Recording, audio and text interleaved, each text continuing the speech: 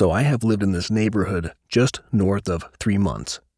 I have a love-hate relationship with this town, as most people do when they find a place that makes them, I would say, eerily comfortable. When you're a single artist or a single, when you work creatively for a living like I do, you're always on that edge of like the real world and the world that you want to live in, which feels real enough when the money is there.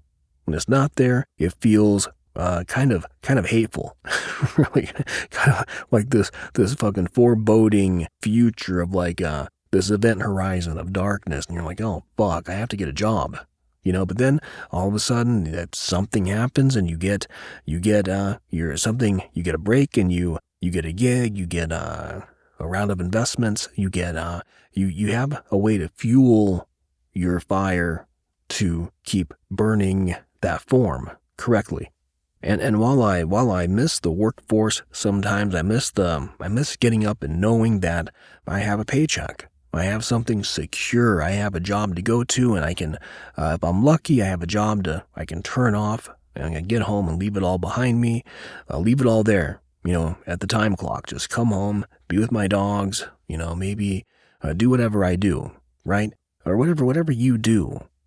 But when you get to be a little older, the workforce seems a little more frightening, a little more ominous, right? And so I'm 55, and I grew up in the arts. I grew up, I don't want to sound like I grew up in theater or drama class, or I didn't grow up painting or doing any kind of a craft with my hands. I mean, you could arguably say like building a house is a craft, roofing a house is a craft. Hell, excavating an irrigation system could be a craft if you really get technical about it. But anyway, the arts I grew up in really were just words on paper. That's all they were. They were books, they were poems, they were short stories, they were the great dead men who raised me in the absence of a true parenting past the age of like 17, 16, whatever it was. And what used to once exist, the information I retained from those great dead men and women, the writers who born me, I guess. And even back when I discovered them and I read them for fuel, dropping out of high school due to sudden parental death, and then 50% of that other part of the parent equation became a drug addict. So quitting school was really not a hard thing for me to do. Down the road I got a GED, but it was kind of insulting, really. One of my friends called it a good enough diploma, right? But I think it was cool that I actually completed. It was kind of like tying two ends of time together neatly from the school system that I really never quite liked anyway. In fact, I despised it. But that's a whole different story. So back to Albuquerque. I've lived here before. I moved here once when I was really well off, and I had a great time, but I felt restless. It was always in my blood to go somewhere else, to think about somewhere else, always looking ahead, never really being where I was, completely or wholly being where I was, always thinking about there's something else. There's a different place, a different person, a different body, right? A different diet, a different microphone, a different typewriter, this might be better than what you have now. Always something to look forward to. And what causes that? Some might say destructive. Some might say the fountain of youth. It just depends on how you look at it, right? Perception is almost everything. I mean, it is now, especially now. I'll get into that in a second. I never have a script. I never have a teleprompter. Everything I do on this channel is completely off the top of my brain, and that's why sometimes it can be rambly or boring or circuitous. I mean, that's fine. This is not me trying to get an audience. It's just me simply just laying it down, really. But in the last video, one of my friends kind of called me out on it and goes, hey, what? You started to go somewhere at the park with the Clockwise story. And the danger of not having a script, one of the downfalls, or the one thing you can lack by not having a script, which I don't think is an advantage. I'd rather go top of my head and just go for it. But I started talking about walking the park and walking clockwise with my dogs. And I didn't get into the psychology and just the entire weirdness of that in this town. So I live in, I wouldn't say affluent, but I wouldn't say poor. My neighbors next door are drug addicts, but they're very well behaved, clean, and polite drug addicts. And I think that's pretty cool. I'll give them credit for it. My neighbor to my north he's a retired kind of a handyman, he's always nursing his classic trucks in his driveway. Really cool guy. I like him. And then the guy next to him, to his north, is another drug addict. I'm not sure how many there are on this block, but they're all very, I go to sleep at night not worried about anything. I do that because I'm not worried about anybody breaking in to my place. I'm not going to go into why, I'm just not worried about it. If they break into my home, they're not getting out of my home alive. So and I don't want it to reach that pitch. Obviously, I don't have a hard-on for, taking a life. But if it comes down to mine or my dog's lives, then it's a no-brainer. You're gone.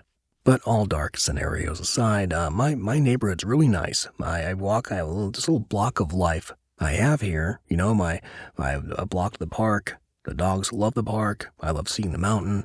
I love my little cave, my big cave, really, that I rent here. And it's just all right, but it's good at the same time.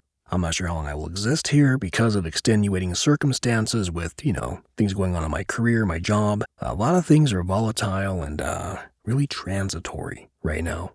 Did I say volatile? Volatile? It doesn't matter. You know what I mean. Sometimes like a little Appalachia comes out in my dialogue. I don't know why, or my dialect. There's I'll hear like a Midwestern twang that must just be born in because I haven't lived back there since I was like 6 years old permanently, right?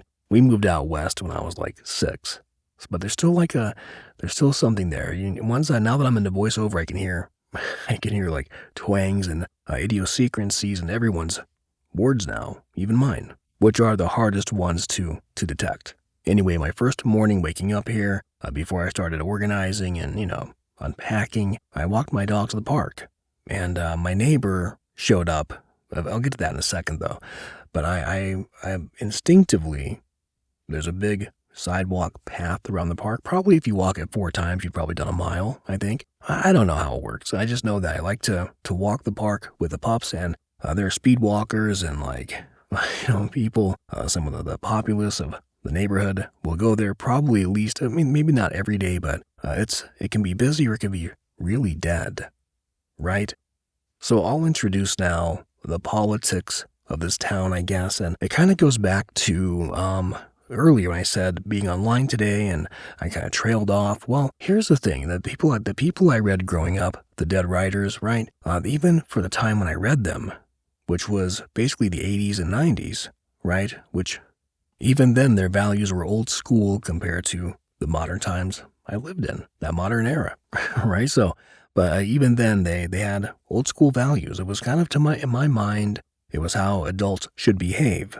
The courtesy, the respect, the chivalry, and paying grace to the fairer sex, or how you treat the weak, right? Having mercy on the poor, having mercy on those who maybe even wrong you on some level.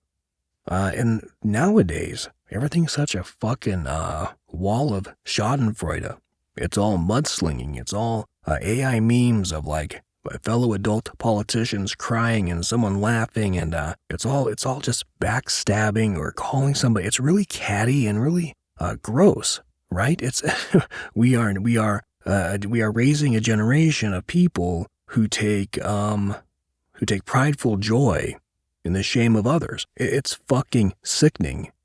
At the same time, it's really fucking funny. But for a true news source, I think we're done. I mean, why bother, right? Just get a channel and create your own news. Everybody else does it. It doesn't matter what the facts are. It matters who's first and who gets the most views, right? It's really goddamn fucking sickening to me. However, watching it all burn, well, I go back and forth. I really do. There are moments when I think to myself, what a fucking great time to be alive.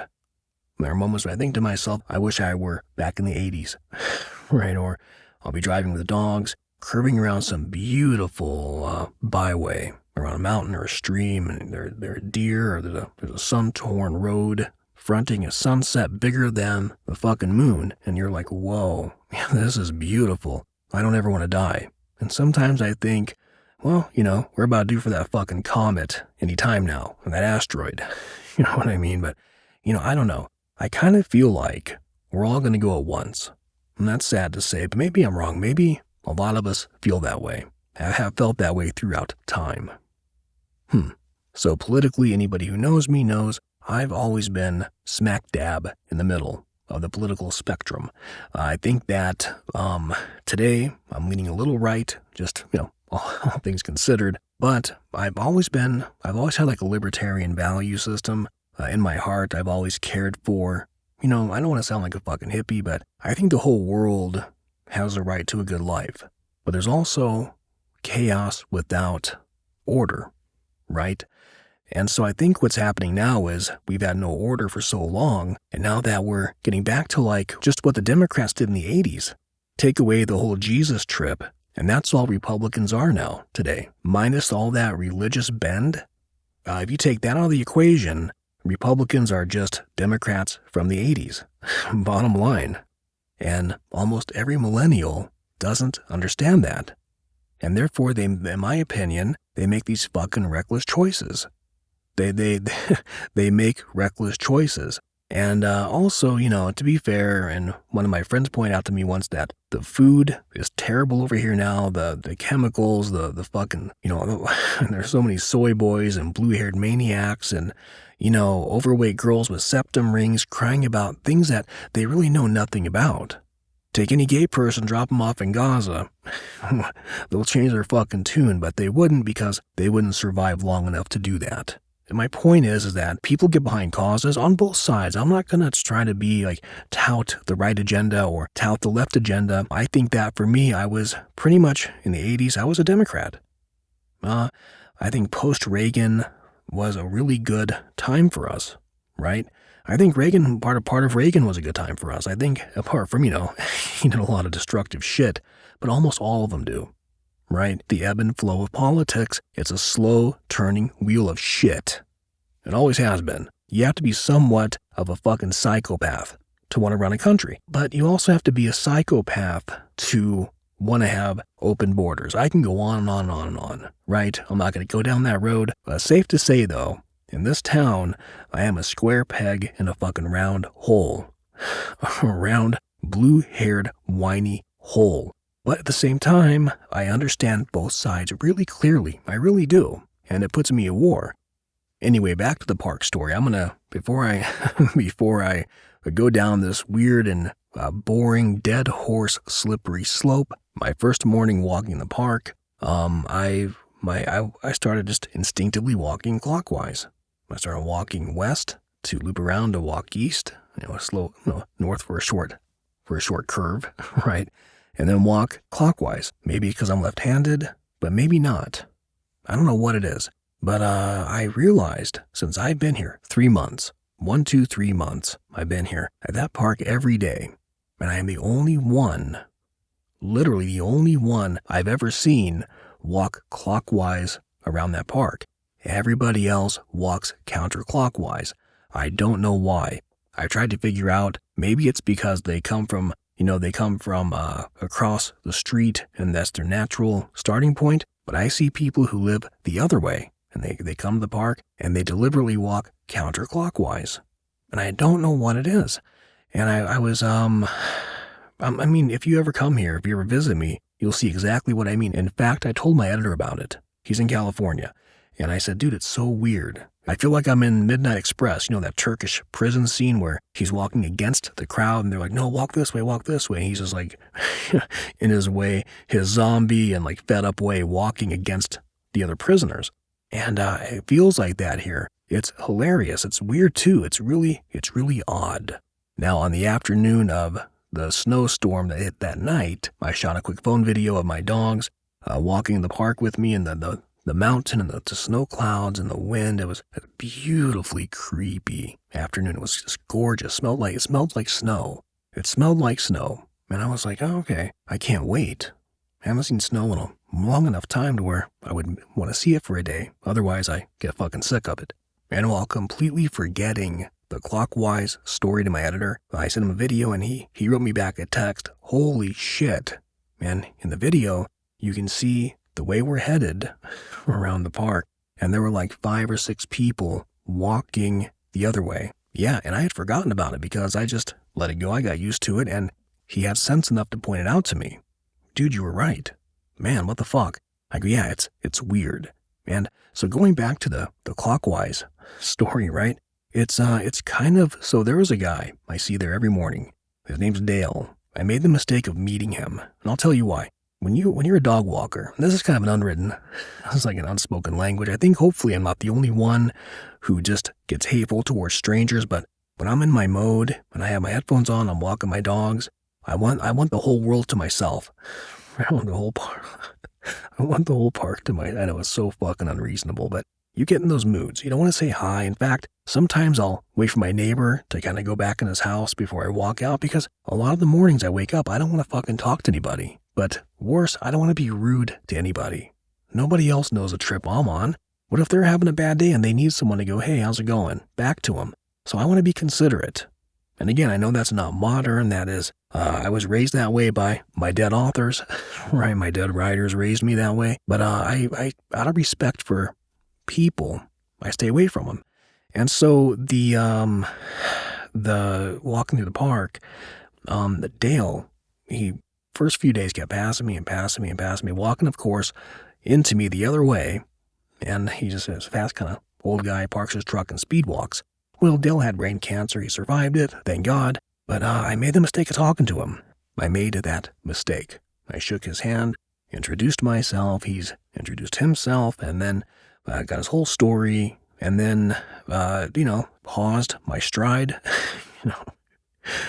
Dale broke my stride because I allowed him to. And listen, nothing taken away from Dale. He's a great guy. He's a sweetheart. Anybody who has the guts to have a mustache and nothing else at that age, you got my fucking undying respect, right? But he's a counterclockwise person. He's a pod person, right? So now when I go to the park at my favorite time with dogs, there's Dale walking counterclockwise for a good half hour. And I don't blame him. If I were him, I'd be doing that too. He's staying alive. And he looks great for his age. And so he's older than me. He's like in his 70s. I think he's 72. And so anyway, I'm glad for Dale. I'm glad for him. But now it's like, okay, if I go there at this time, I'm gonna fucking have to say hi to Dale. So now I avoid Dale. So now I have to pause. I have to go earlier or later because Dale's there like fucking clockwork at like 10 o'clock. So I have to wait or go earlier. And now it's cold out and Dale knows like I fucking know. Go there at 10. You're set. Perfect time to be in the park. And Dale has the high ground. He's been here longer, he lives here, owns a home here, and I have to adjust my time to keep my peace of mind because I was being a nice guy and thought, beat the guy. We passed each other enough and it was getting awkward, so and I wish I wouldn't have. So anyway, I'm walking, back to the first day I'm walking here. My neighbor rolls up on me on his electric bike and he's like, hey man, so I take care of the park and I pick up the dog shit if someone, forgets it. And, he's a nice guy. He takes care of the park. They don't pay him. He's just one of those people who, takes care of the park. And so, good on him. And I immediately liked my neighbor because when I first met him, he had this shirt on that said leg day and I showed a drumstick with a bite out of it. I said, all right, we're going to be buddies. But he parked his bike, was talking to me and he was, he just already been at the park. He filled up all the doggy bag dispensers, and he and I were talking, and I made a comment to him. Everybody's walking toward me, and I was walking clockwise, and I looked at him, and I said, what the fuck, I'm the only one walking this way. And within that brief moment, my brain thought a million thoughts. One was, maybe it's because of some feng shui thing that these Albuquerqueans know that I don't. Maybe it's the sun's in the east, and they're walking toward it, or maybe, but you can't see it. It's kind of like it's up high now, right? So it couldn't be that. What the fuck is it? And after another group walked past me, he smiled with sunglasses on, his long hair, and he goes, a Republican against Democrats. And he and I never talked about anything political. In fact, I was there for like 18 hours. We had met the first night. Hey, how's it going? Hey, I moved in. No conversation with him. I mean, a little get to know you chit chat bullshit, but we had no time to talk about anything within opinions or views. And I just started laughing. I didn't know what else to do. But I think that what I took away from that was maybe I'm in the wrong town. Maybe I ran back here and maybe I shouldn't have. But that's reasonable. Whenever you first move somewhere and you're gonna think about all the ins and outs, and then the next day, and it's mellowed out since. I think maybe the, I don't know, cosmos, universe, ecosystem, whatever fucking word I'm trying to use to describe the ethereal. Maybe it was within me. I just accepted where I am.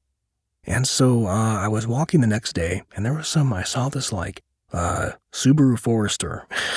I know, but let's hear me out. There's a Subaru Forester pulls up, and this lady gets out, and she has a cat on a leash, and she's a quintessential liberal. Everything about her, liberal. You can tell as a writer, one of the benefits you have in this world, because you rarely make a living at writing, so, being a writer, you get certain benefits, like instinct, observational skills. And I could look at her in one look. I knew she just had her hair cut again. I knew she's divorced and is lesbian now. It emanated off of her. And I was far away, but I saw this whole thing unfolding.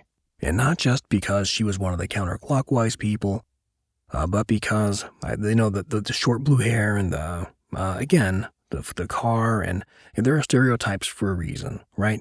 And and this goes my way too. And okay, here's what happened. Her daughter pulls up behind her in a similar car. It was an SUV type car, but it, had the same energy.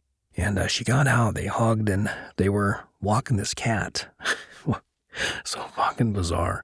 Not as bizarre as like Dolly walking his anteater, but you never see a cat on a leash. It's unnatural to me. And she locks eyes with me, and I'm wearing a red shirt, and not a fucking Trump shirt, not anything. I would never, even if I supported one side, I would never wear the uniform. But I had a red t-shirt, it was really warm out, and she sees a big guy. She sees a guy with a big white beard, dark hair, big, 6'1", about 245, 250, Like I said before, I'm no Tommy Tune, but I'm walking my dogs, and she probably just saw fucking Alpha Trumper, right, walking toward her.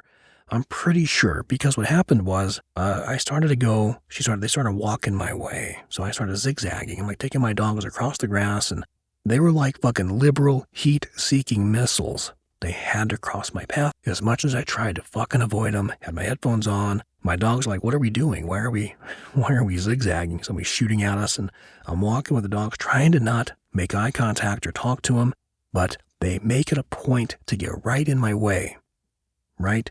And the mom's like, sir, excuse me, started getting really lippy with me. And I had my headphones on, and I didn't want to say anything, and I just ignored her. I just kept walking, and I could hear them getting louder, more muffly. I had my ear pods in, and they were saying something, and I kept steering my dogs away, and the cat's like, at my dogs. And I'm like, why are you going to borrow trouble? Why are you going to fucking borrow trouble, walk toward me, right? And if she'd have stopped to talk to me, or shook my hand, or said, hey, I'm whatever my name is, I'm Karen, this is my daughter, Karen Jr., I would have talked to him. We'd had a great conversation.